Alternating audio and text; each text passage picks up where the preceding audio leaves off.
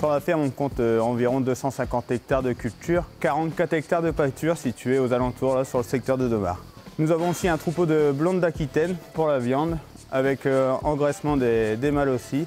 Et à côté, on a des vaches laitières, 60-65 vaches laitières avec un robot de traite. Donc en tant que technicien sur exploitation, donc au GAEC du Cheval Blanc, donc, on va signaler 20 ans de robot à la date d'aujourd'hui.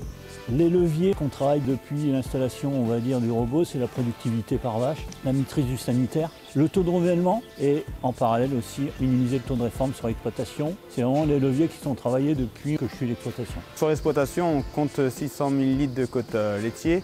Et pour l'alimentation des vaches, on travaille avec un système bol mélangeur où on compte un tiers de fibres dans la machine.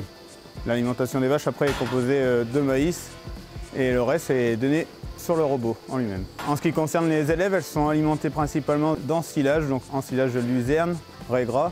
À côté de ça, il y aura de la paille, du foin et du grain aplati mélangé. Alors pour le troupeau allaitant, on est sur le même système d'alimentation que nos élèves.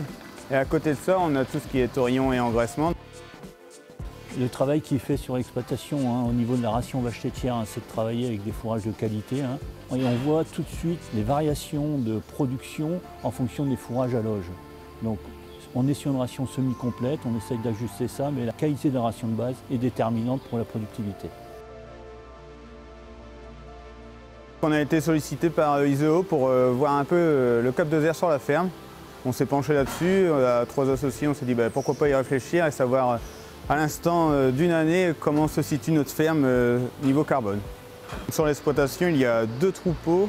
Du coup, sur la réflexion qu'on a eue sur le cap de ZER, en fait, c'est que le gros effet de serre est principalement dû au méthane, à cause des 2 troupeaux. On a vu quelques évolutions à avoir sur les cultures. Donc par exemple, installation de haies, un peu plus de dérobé pour notre système fourrager, et puis faire un peu moins de labour, passer plus en TCS. En ce qui concerne le niveau de l'élevage, ce qu'on a pu constater, c'est qu'on pourrait aller chercher l'autonomie alimentaire encore plus et la protéine en même temps.